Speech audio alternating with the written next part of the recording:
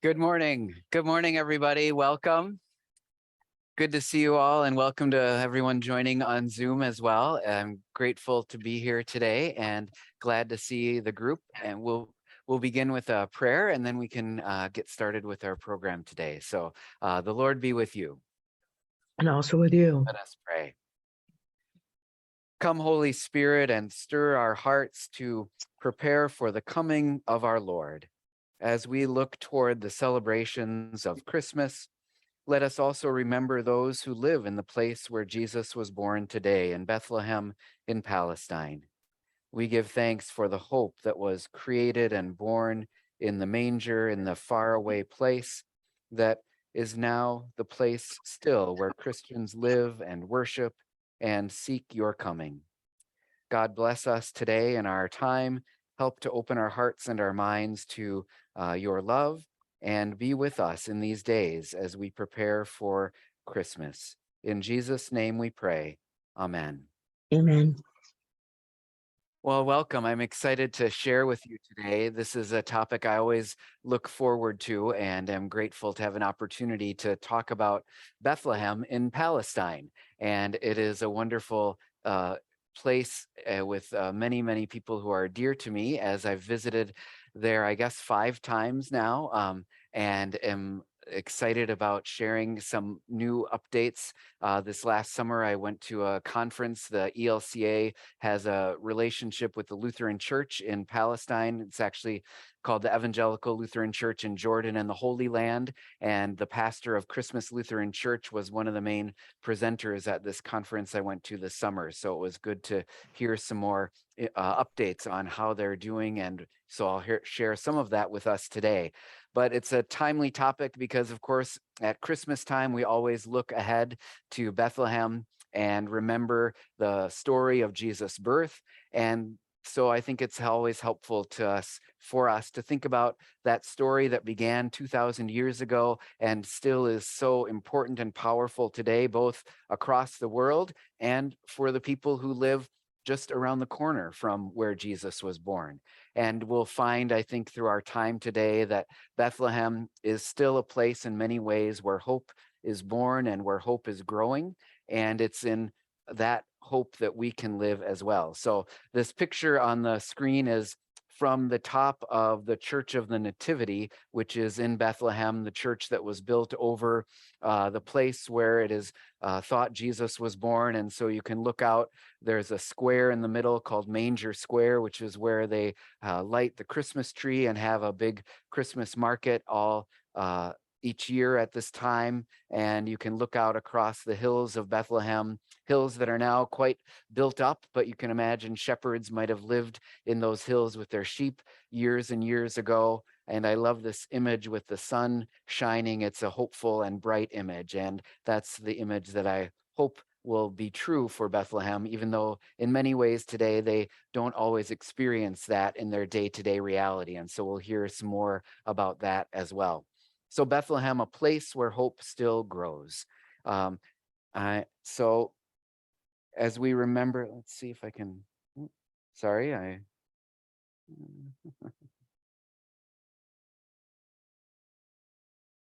we go.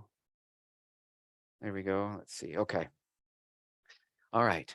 So we remember Bethlehem, of course, at this time of year. This familiar song brings back, I'm sure, wonderful memories from either our childhood or from other experiences we've had. We think of the little town of Bethlehem, how still we see thee lie, above thy deep and dreamless sleep, the silent stars go by.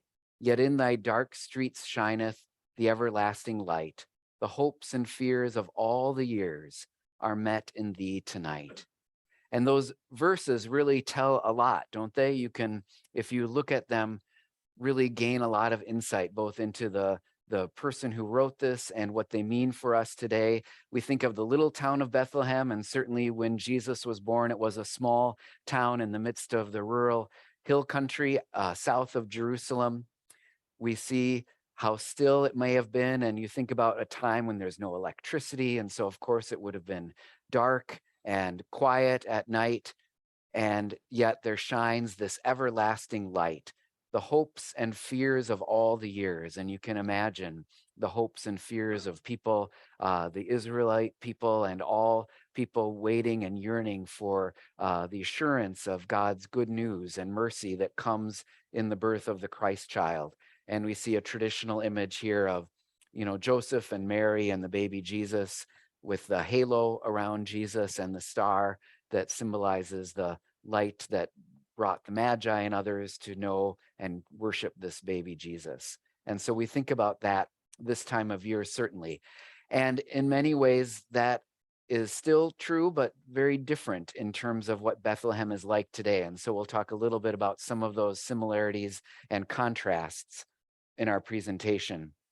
Bethlehem means Bethlehem is the city of David. It's where David lived when, if you remember the story of the prophet going to look for the next king, and the father of David bringing out all of his bigger, stronger, older brothers, and the prophet saying, no, not this one, no, not this one, no, not this one. And he said, well, that's all I have. And they said, you must have another child. And eventually he brings the little David out, and the prophet says, you will be king of Israel. And that is in many ways the story that plays out again in Jesus, where God comes in the unexpected and in the least expected, in the least seemingly powerful according to the world standards, in Jesus, born a child, an infant in Bethlehem. Bethlehem itself literally means house of bread.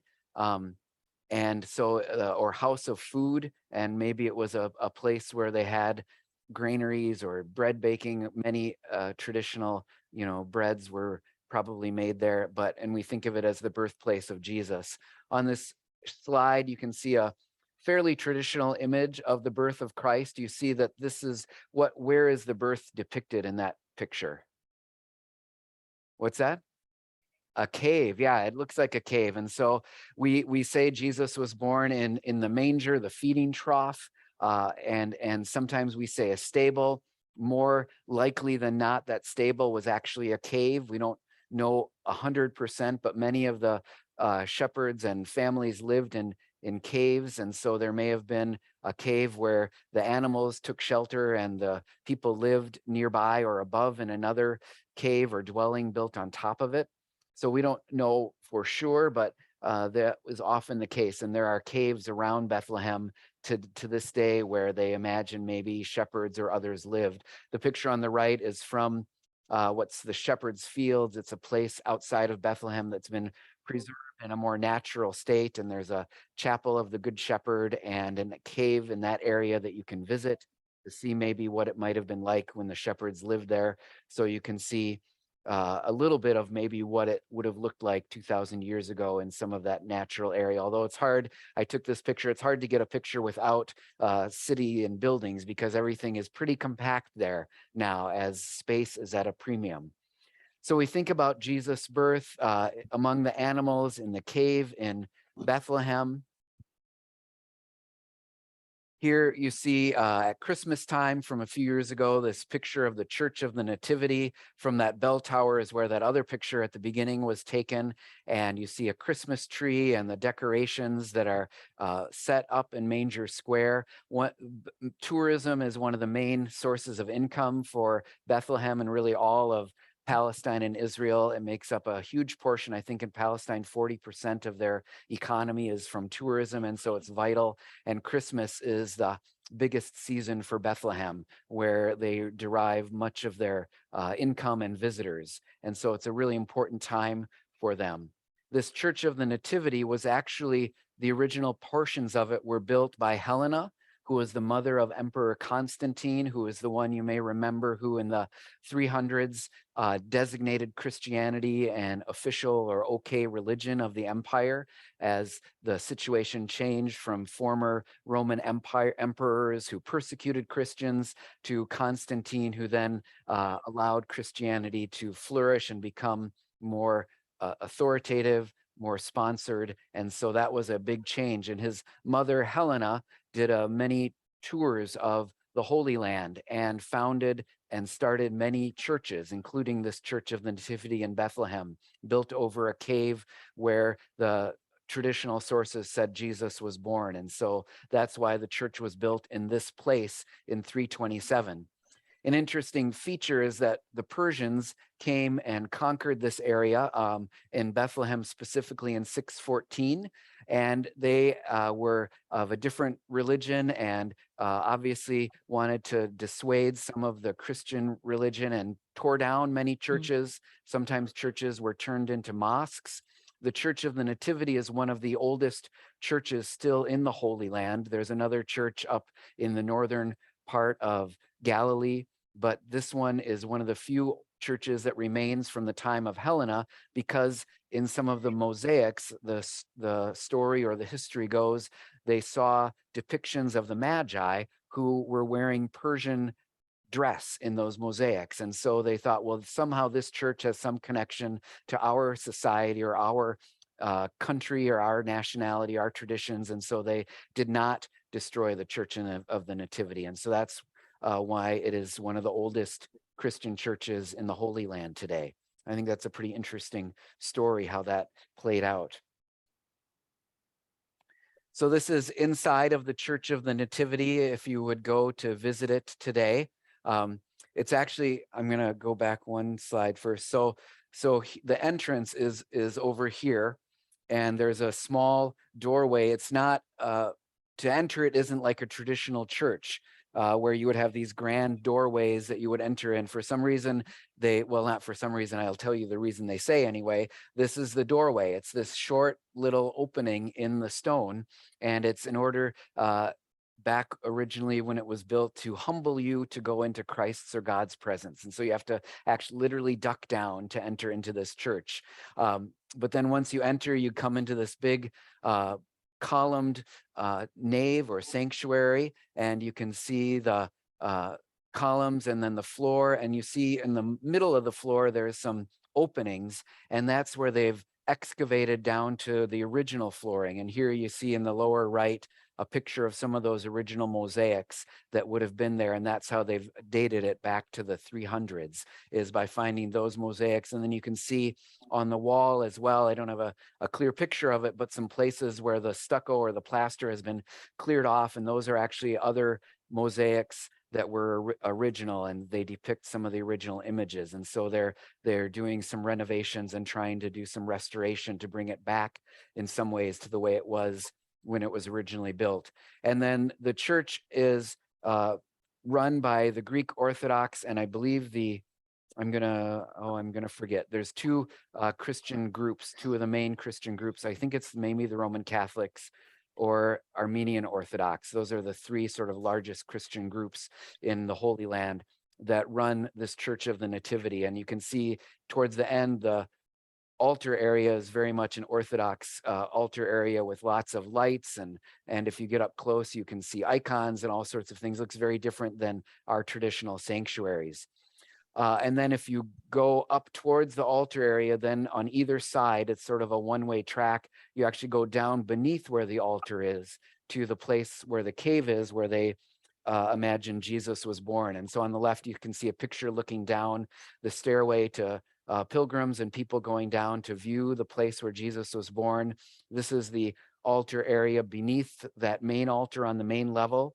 And then underneath that, in that darker area, is this star, which has been inlaid into the floor of the cave where they imagine the birthplace of Jesus to be. It's a 14-pointed star because of the generations from David to Jesus, and then Jesus to I can't remember. There's 3 14s. I'm sorry, I'm not remembering, but I know the first one is 14 generations from David to Jesus, and then another 14 generations to something else. So that is the 14-pointed star. Sorry, you'll have to go Google that and see what it is. You can do your own homework on that one.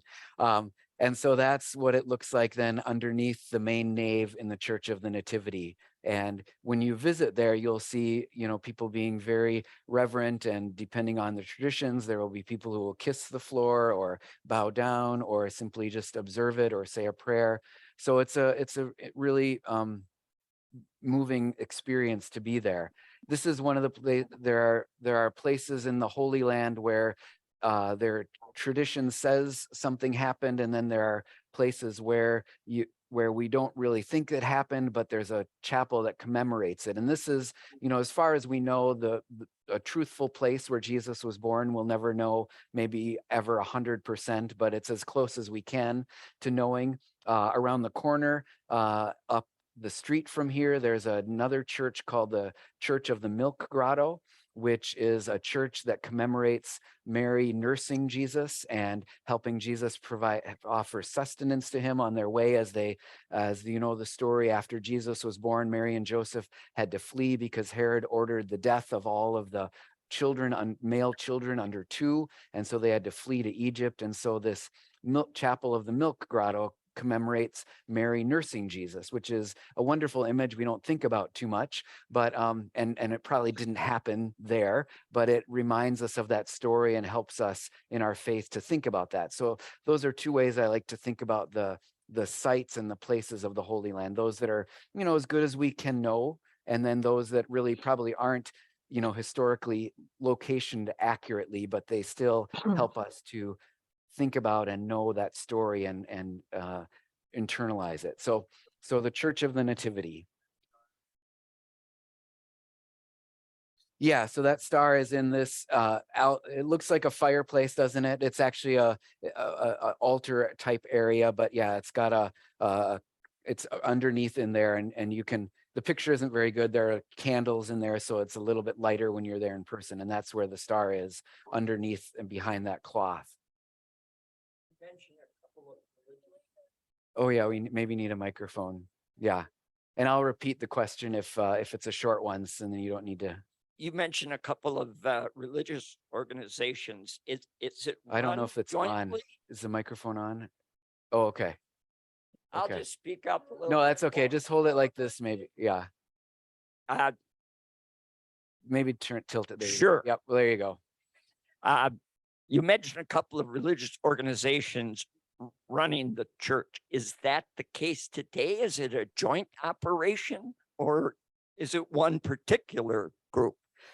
Yeah, each church is a little different. So the church in New Zealand is run by those 2 groups. And I apologize, I don't remember the second one. I think it's Greek Orthodox and Armenian Orthodox. And then next to it, there's a Roman Catholic Church.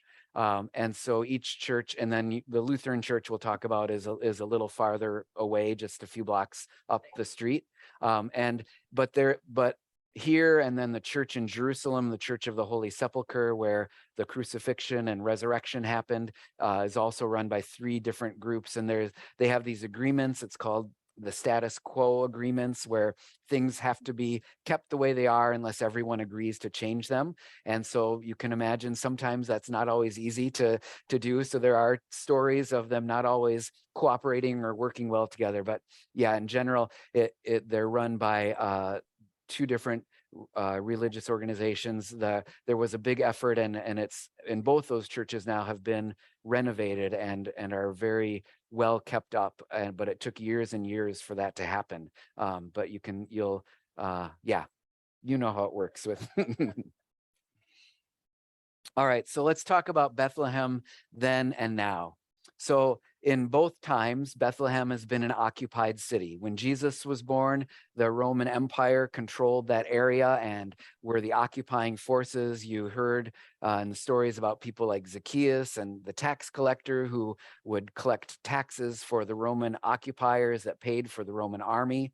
Today, Bethlehem is an occupied city under the control overall of Israel, and has very little self-control, even though it is, and we can talk about this a little later, one of the self-ruling areas of Palestine.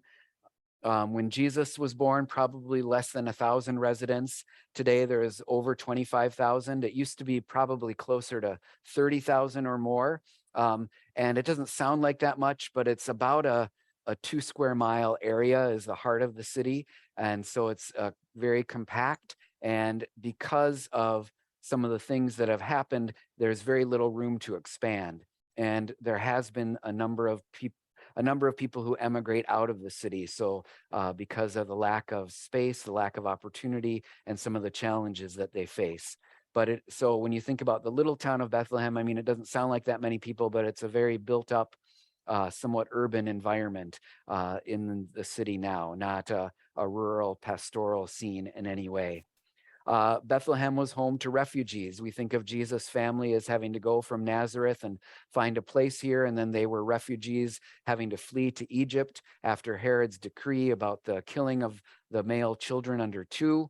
And today in Bethlehem, there are 3 refugee camps that were founded in 1948, and they still are there. So in 1948, Israel declared independence as the UN and other organizations were working to try and find a solution to allowing the Jewish community to have a place that would be safe for them.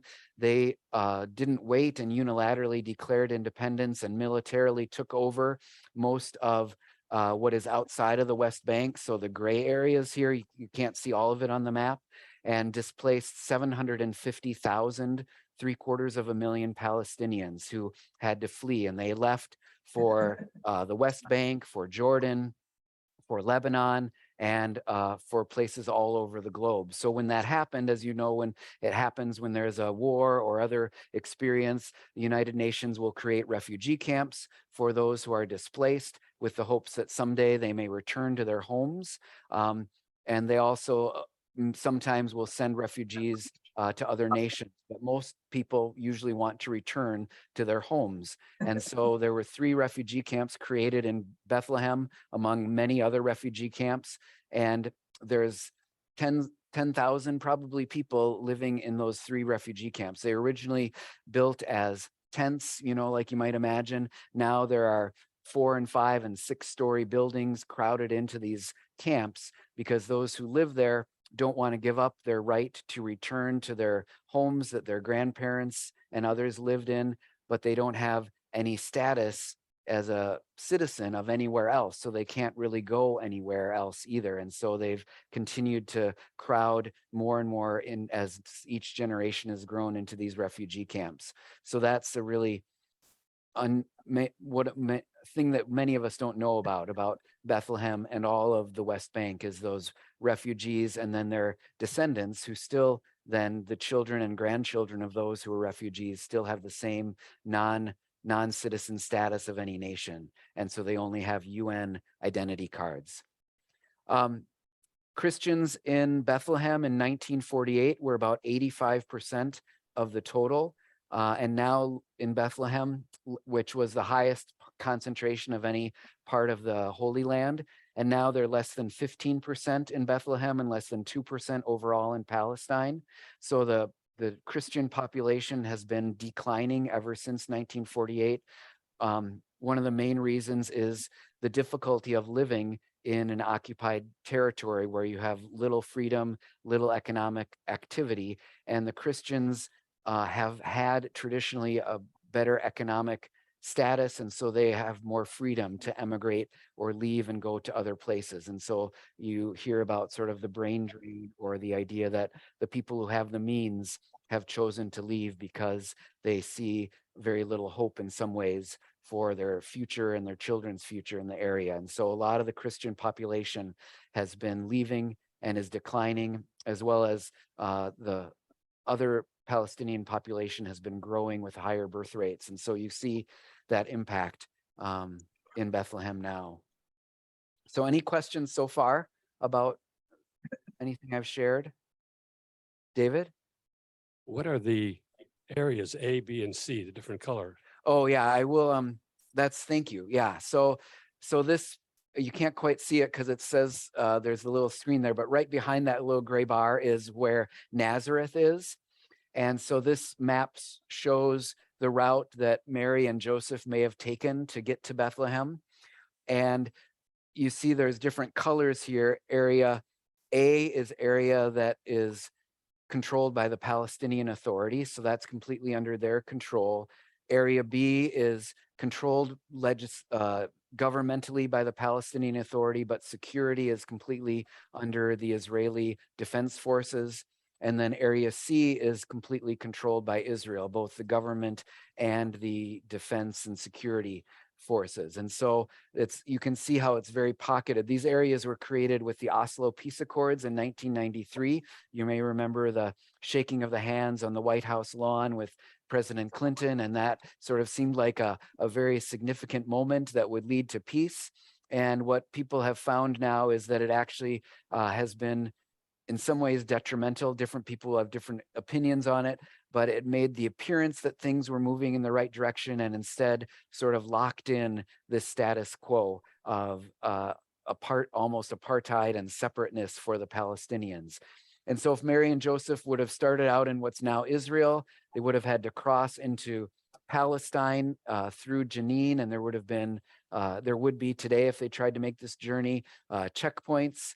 They would probably go through Nablus, one of the larger cities, and then down through Jerusalem. But again, to get to Jerusalem, another checkpoint to come into an area controlled by Israel, and then to leave Jerusalem to go back into Bethlehem through another checkpoint to make their journey if they were having to do that today. So it would be much different, although I'm sure it was not an easy journey back when Mary and Joseph did it. But it's not that far either. From Bethlehem to Jerusalem is maybe, I'm trying to remember the exact number, 10 miles or so. So it's not far. But today, if you were a resident of Bethlehem and wanted to go to Jerusalem, it would take you at least an hour or more just because of the route. You couldn't go a direct route. You would have to go out and around and back and then go through a checkpoint. So Nazareth to Bethlehem, is maybe 100 plus miles. So it's not that far. I mean, it's closer than maybe it's here to La Crosse, if you think about it that way, perhaps. So it's not that far. The scale of this area is much smaller than maybe we might imagine. But today, if Mary and Joseph were going to go to Bethlehem from Nazareth, they would have a number of obstacles in their way. And here's some pictures of some of those obstacles. So there is a separation wall that's been built by Israel all around the West Bank. Here you see a picture of the wall in Bethlehem, and you see someone embracing that wall. You can imagine maybe why they might have painted that image there, because he really liked walls in many other places too. But this wall surrounds 3 sides of Bethlehem. So Bethlehem is completely enclosed by this wall on 3 sides. And then you can see on the left the checkpoint, which is the only checkpoint in and out of Bethlehem to Jerusalem. And it's almost like going through a prison. They have these big, bars, and it's very crowded because they cram people into this very small space to go through, and it can take a long time. Now, as Americans or tourists, you don't go through that checkpoint. There's a different way of where you just take your tour bus, you drive through, and they say hi, and you go on in, and it's very simple for tourists and Americans generally to go in and out of Bethlehem. But if you're a Palestinian, you have a much different experience. So you can see what that separation wall looks like. It's a 25-foot high concrete wall with guard towers. Not everywhere is it that. Some places it's just a fence. Some places it hasn't been completed, but in Bethlehem particularly, it looks like that most of the way around the city. Let's see. So if Mary and Joseph were going to Bethlehem today, someone actually up, I think in Sauk City or Prairie du Sac, created this picture of what it might look like if they were going to Bethlehem today. They offered this image for other churches to use during Advent. And so you can see how they might get stopped and wonder, how are we supposed to get to Bethlehem with this wall in our way? So now I'm going to move into some of the current situation in Palestine and Israel, a little bit beyond just Bethlehem. But talk about some of the different realities that the people face who live there. First, if you look at the map, the dark red line shows that separation wall that we saw pictures of. And Oh my gosh. green dashed line that sort of borders the white area is the ceasefire line of 1967. So as I mentioned, Israel declared independence in 1948. In 1967, they then invaded Everywhere. West Bank, but there was this green line that was sort of the demarcation between the Palestinian areas and Israel. But the wall, does it follow the green line directly? Which side of the green line does it make incursions on? It goes into the Palestinian side. And you can see from this picture that, they've been significant incursions into what was originally set aside to be the Palestinian state or land. Often those things that come into that territory are there to take advantage of water resources or good agricultural or settlement land. And so even though it was built under this guise of security, it was really also a land grab to take the most advantageous resources for Israel and take them away from the Palestinians as well. So this is a little bit of what the geography looks like.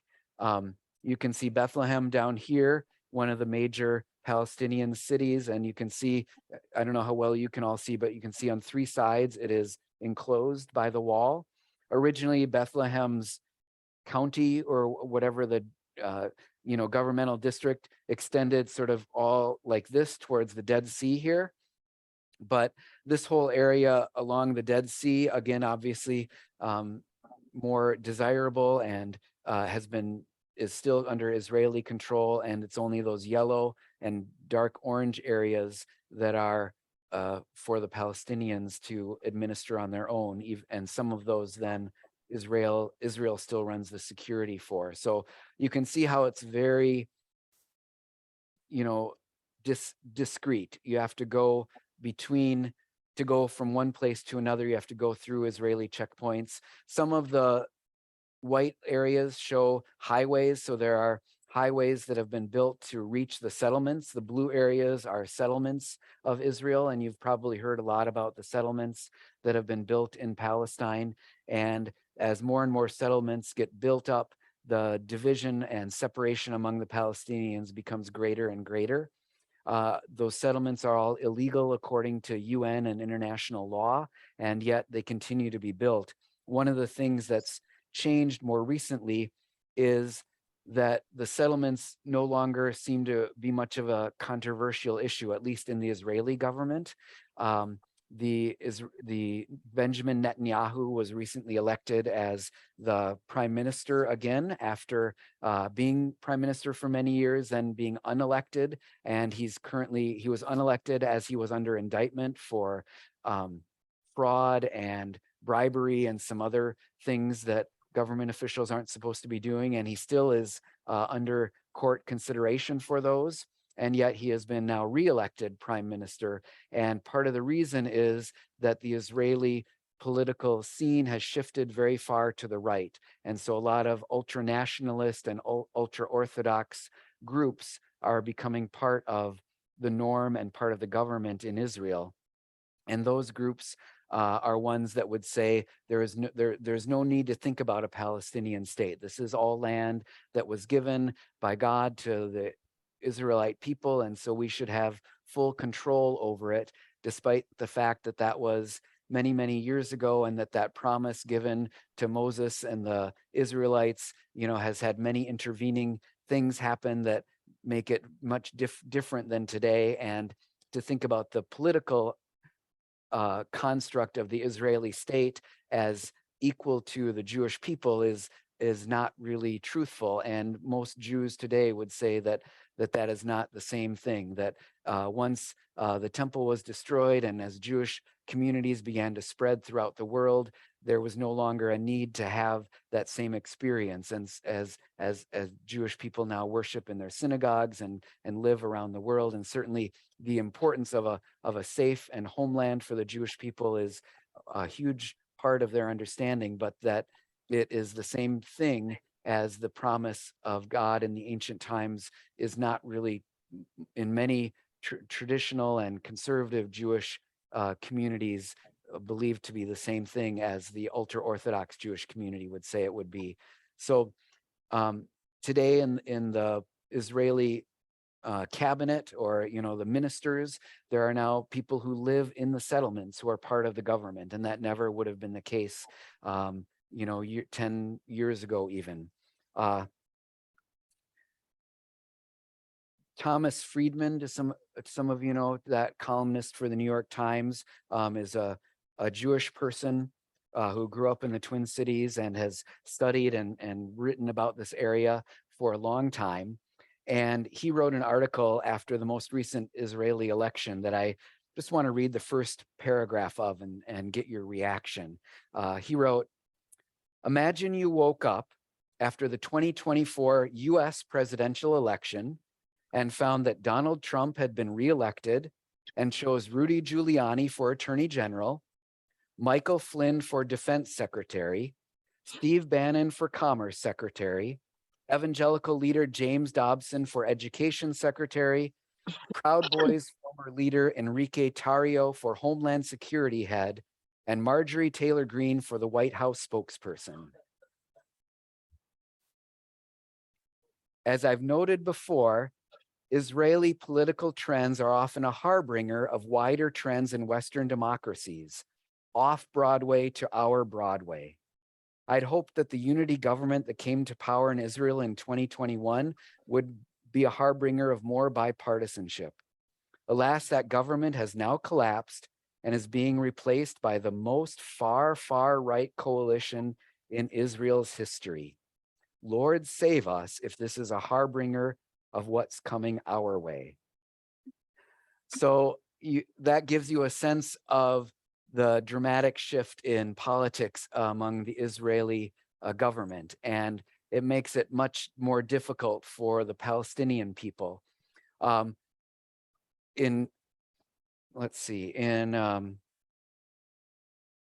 2019, there was a nation state law in Israel that made it lawful that only Jewish people in the state of Israel have the right to nation, basically saying that any Arab are second-class citizens and do not have the same level of rights as Jewish people living in Israel. And about 20% of the population of Israel itself is Palestinian, in addition to the Palestinians that live in the West Bank and Gaza.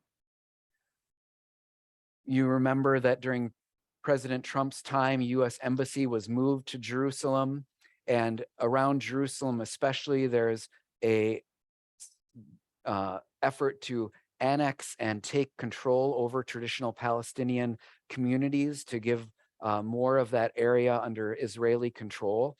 Jerusalem itself is, of course, the home to the central religious sites for three faiths: Jewish, Christian, and Muslim.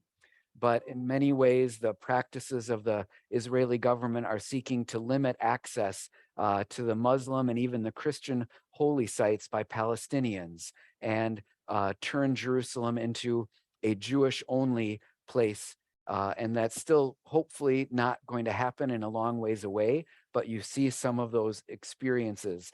There is a hotel called the Petra Hotel in the old city of Jerusalem that was run by the Orthodox Church that has been taken over by Jewish settlers who have created forged documents that say that they own it, and the Israeli government has done nothing to kick them out. And so you see some of those things happening. That's just one spot. And it used to be mostly that would happen in Muslim communities, and now it's even happening in certain Christian owned communities as well.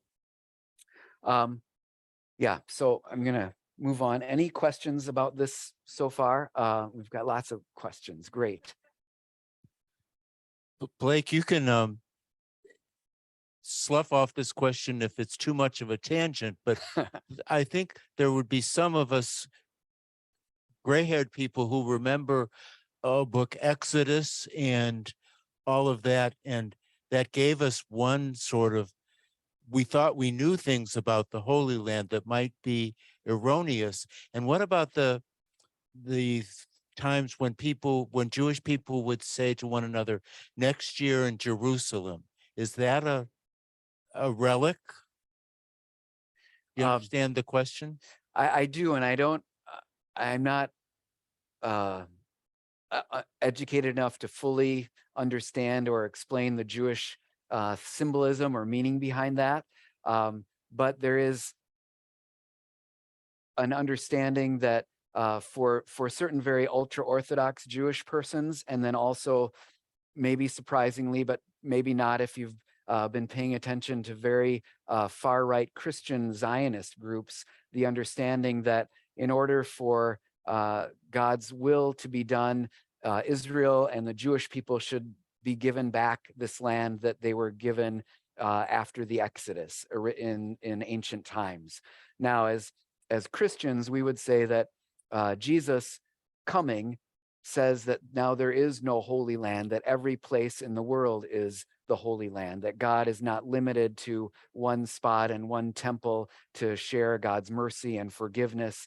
And now Jesus has made the ability to access God from anywhere. And I think many conservative, and I'm trying to think of the other name, two of the main Jewish branches in the United States and others around the world would also say a similar thing from their perspective, that once the temple was destroyed, the Jewish community, is no longer centered on the temple, but it's centered on the home and the synagogue, and they can live out their lives of faith wherever they are.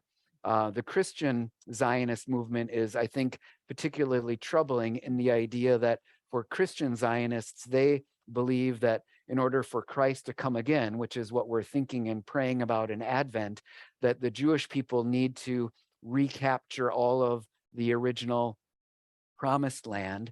And then once that happens, Jesus will come, and then we'll either convert all of the Jewish people or condemn those who don't get converted. And so despite the fact that in one level, they are very supportive of Israel and of the expansion of settlements, they're doing it in what I would say is a very backhanded way, because they're really saying, we support you, but ultimately who you are is going to be either defeated or changed. So that's some of the background. I think in our own understanding, the idea that I was trying to explain, and it's very complicated, but that the nation state of Israel as a political entity is not the same as the understanding of the Jewish people, that understanding of who the Jewish people are is much broader. And so, but many people like to equate that political entity of the state of Israel with the ancient Jewish promise of a promised land, which I would say ignores the 2,000 plus years of history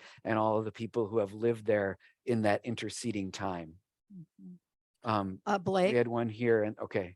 well, maybe this is too long for this morning, but what kinds of dialogue do we have going on, the ELCA or like a Wisconsin Council of Churches, with the Jewish community and the rabbis, et cetera, and the laity of the Jewish communities?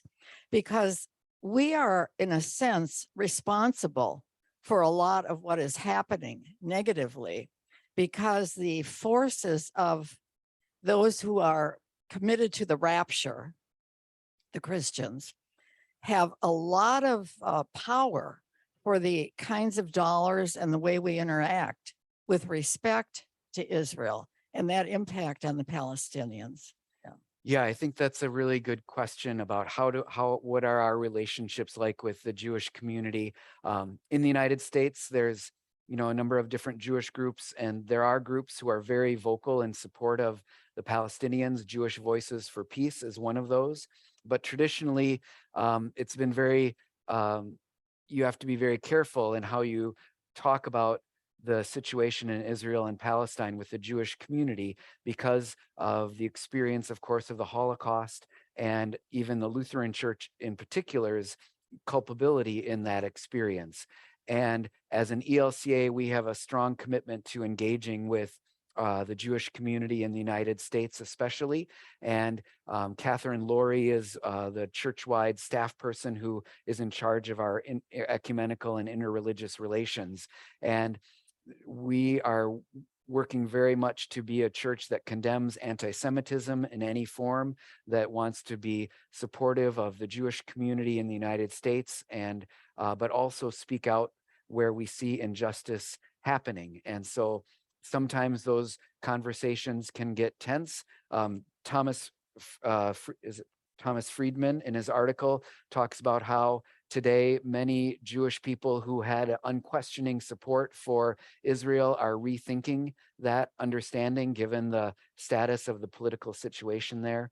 So it's an important conversation that we continue to interact and engage with the Jewish community and listen and learn, but also share our experience. And I want to get to that, the Lutheran experience in Palestine, so we see some of the more ways we're directly involved there. One more question, then I'll move on. Yeah, Brian. The pockets with the Palestinian settlements, so they're, especially the enclosed ones with the walls, are those the equivalent essentially of the American reservations for native peoples here, where they're kind of crummy land, or are they self-sustaining within them? Are they essentially choked off from resources, for example? I mean, because my understanding is that those corrals essentially of people that you showed before, people go through those every day to get to and from work or wherever they're going, right? Right. Yeah. So the cities and those communities are, some of them are maybe self-sustaining, but it is in a lot of cases not the most desirable land. In Bethlehem, for example, the wall was built where a person lives in the city, and this is true in many of the communities in Palestine, where people all live in the village or the city, and then their agricultural land is all dispersed around. But then when they build the wall around the city, they can't get to their olive grove or their agricultural land without then trying to go through the checkpoint. And so they're at the whim of the security forces day in and day out as to whether they can make it to their agricultural land, or because Israel needs workers, a lot of the people from Palestine do go in to work in Israel, but it's questioning every day if they can make it through the checkpoint, and they have to plan, could be anywhere from half an hour to 4 hours, depending on the situation, how long it takes them to go through. And as I mentioned, you know, some of the water and other resources have been taken out of those areas where the Palestinians live. So it's a very dicey situation for the people. And it also involves, you know, water. If there's access to, you know, water or electricity, those are also issues. Some of the communities don't have any access to the electrical grid, and so they don't have regular electricity. There are places then where the EU or Germany or other countries will come in and build a solar array for a community. And sometimes that's no problem. Other times the Israeli Defense Forces will take it out and say, you didn't have the right permit to build this, which is often what they'll do for people because they require permits for everything, and then they never grant permits for those kinds of things. And so it's a really, it can be, and just getting all the supplies. If you think about, you know, the supply chain issues that we had in the pandemic, and all those ships sort of waiting off the coast of the port of Long Beach and Los Angeles, you think about any supplies that they can't grow locally have to come in through those checkpoints. And you can imagine that if they want to shut off those supplies, it makes it very easy to do. And that's really the situation in Gaza is the worst. And thankfully, the West Bank hasn't been nearly as dire. But Gaza people describe as almost an open air prison, because there's no way in or out for the several 100,000 residents there. And they're completely reliant on the ability of Israel to allow or not allow supplies in. And Rafah, in the bottom of the Gaza Strip, you can see on the map, is a sister city of Madison, and I don't know when that was started, but there's a a relationship there and Mark Pocan, who is one of our U.S. representatives, tried to go visit there once when he was visiting Israel, and he was not allowed in by the Israeli government even to visit Rafah as a U.S. congressperson. And so you can see there are certainly a lot of political and other considerations that are made there. I want to move on. So I'm not going to talk about a lot of this kind of, I'm going to skip over a couple of these. These are just other instances where the Palestinian life has been compromised or made difficult. And as I said earlier, some of these attacks are including now attacks on Christians, which is the emboldening, I think, of some of the Jewish ultra-nationalists and ultra-Orthodox, especially, as I said, it's focused on Jerusalem and trying to make Jerusalem be primarily a Jewish city. The Jerusalem itself, the old city, has a Christian quarter, a Jewish quarter, and a Muslim quarter, and an Armenian quarter, which is also Christian. But so they have those four quarters where the traditional people from those demographics would live. And the Church of the Holy Sepulchre, which is where Jesus was crucified and was raised, this last year, they've started to put some restrictions on the Palestinians' ability to go to that church and worship. For tourists, there's no problem, but they've been limiting Palestinian Christians' access to it, just like for many, many years, they've limited Palestinian Muslims' access to the mosque on the top of the Temple Mount, where there is one of the most holiest places for Muslims. And so there have been some, and another proposal about a year and a half ago was that religious property in Jerusalem should be taxed, which about 40% of the old city of Jerusalem is owned by religious organizations, mostly Christian organizations, and they wouldn't ever be able to pay property tax on that. And that was rescinded with the outcry of the Palestinian residents and the international community and the churches. But you can see some of the things that they've tried to do to impinge on, especially the Palestinians' ability to worship and to continue to conduct their religious life. So the Christian presence is in struggle. I want to focus on the lower right, the 3 A's: accompany, awareness, and advocacy. So these are 3 things that both the ELCA and the Christians in Palestine are encouraging Christians around the world to engage in. So awareness, which is some of what we're doing today to learn about the situation in Palestine and the experiences of the Christians there, to advocate in our legislatures, in our government, by our votes, and in other ways for changes. The U.S. gives $3.8 billion every year to Israeli military defense.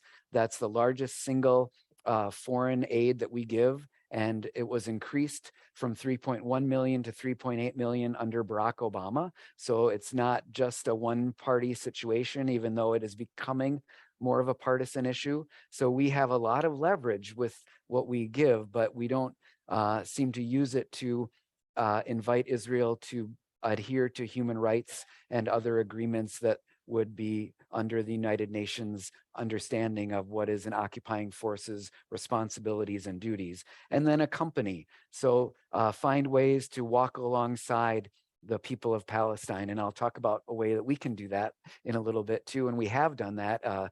2 groups from Midvale have already gone to the Holy Land and had really, I've found both of those experiences to be incredibly meaningful, both from the perspective of visiting the religious sites, but also getting to know the Palestinian Lutheran Christians who are our siblings in Christ who live there, and building those relationships, which I think is really important. This picture is of Christmas Lutheran Church in Bethlehem. Munter Isaac is the pastor there now. He succeeded Mitri Rahab, who I'll talk about in a minute if I have time. And he has written a book called The Other Side of the Wall, which has been recently published. It's a really good book that delves into a lot of the basic situations there. It's especially written in some ways to address the evangelical Zionist Christian movement's support of Israel, and to say that as Christians, that's not really a faithful Christian witness or response, and it's not the way that Christians should be accompanying the Christians in the Holy Land. Often people in the US think that the Holy Land, there's the Jewish people in Israel and the Muslims in Palestine, and the Christians get forgotten about. And he wants that to be lifted up to say, there are Christians who are vital communities in Palestine, and what you're doing, especially the evangelical Zionist movement, is harming the Christian community in Palestine rather than helping. And he's making a case for a different way to be in relationship to the Christians, a way that I think in the Lutheran Church we've been very good at through our partnership in the Evangelical Lutheran Church in Jordan and the Holy Land. So here's a picture of just some of those churches, and I'm running out of time, so I'm going to quickly go through this, but it's not a large church by any means. There are actually 6 congregations in the Evangelical Lutheran Church in Jordan and the Holy Land, in Bethlehem, Beit Sahur, and Beit Jala, which are 3 communities, basically suburbs of Bethlehem. There's a church in Jerusalem, a church in Ramallah, which is one of the center of the Palestinian government, and then a church in Amman, Jordan. And then they have a pilgrimage site at the baptismal site in Jordan. So it's not a large church, maybe 1,600 members total, but yet they have an outsized influence in their society. They have 4 schools that are associated with the churches that have well over 2,000 students total.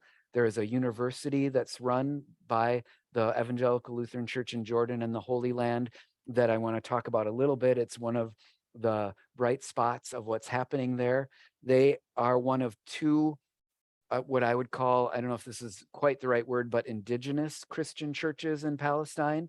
So the Lutheran Church and the Anglican Church are the only churches that are run and controlled by Palestinian Christians. The other churches, the Greek Orthodox, the Roman Catholic, Armenian Orthodox, Coptic, are some of the other main Christian churches in the Holy Land, are of course all run, and their structures are from someone who's in another place like Rome or Egypt or Armenia or Greece. And so the Lutheran Church is one of the only Palestinian Christian churches in the Holy Land, which I think is really vital. And as partners, we seek to listen and help them to live out what they believe to be their mission, rather than a more colonial type model that might be found in some other situations.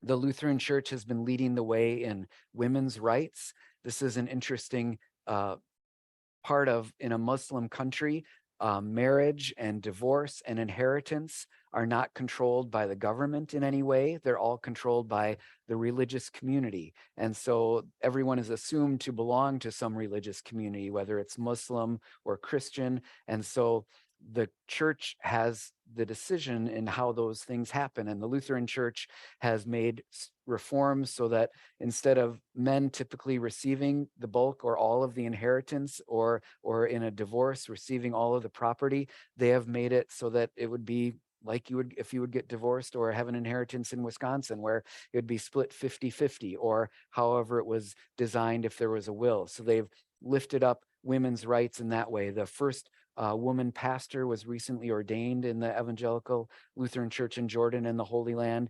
Of course, many of those Christian groups don't ordain or allow women leaders. And so that's been one of the hallmarks of this church. They also are working on the environmental side. They have an environmental education center that is one of the few places in Palestine that is cultivating native plants, and also looking at the migration of birds and other things that are not done in other places. And so they're doing really remarkable things.